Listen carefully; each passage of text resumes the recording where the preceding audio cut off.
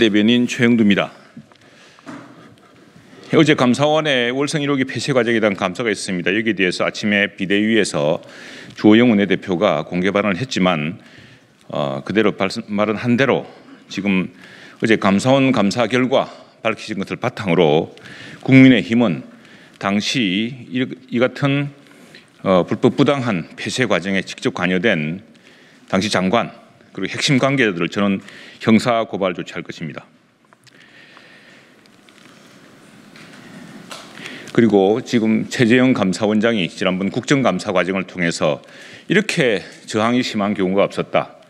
이 감사원의 헌법적 기능을 방해하고 증거를 은폐하고 증거를 심지어 폐기한 사실이 드러났습니다. 이 중대한 범죄 행위이고 헌법의 중요한 국가 기능을 마비시키려고 한 조직적인 범죄입니다. 이 범죄에 대해서는 국민의힘은 국민들과 함께 끝까지 추궁하고 형사 고발 조치 등 모든 저 역할을 다할 것입니다.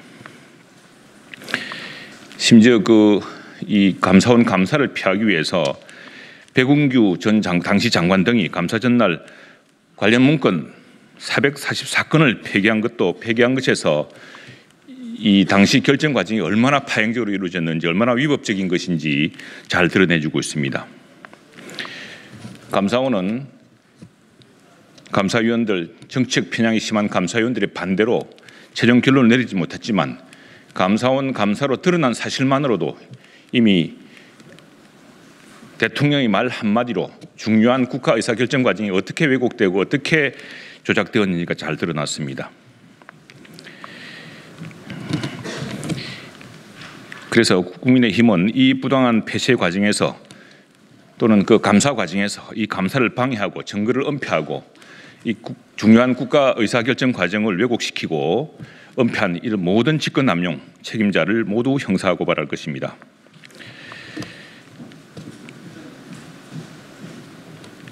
그리고 지금 5년 단임 정부의 임기가 거의 이제 1년 조금 남았습니다만 5년 단임 정부가 헌법이 정한 이런 국가적인 감사 기능 이 자체를 막고 이렇게 조작하는 사례는 우리 역사에서 남아서는 안 됩니다. 이것은 반드시 그 책임을 물을 것입니다.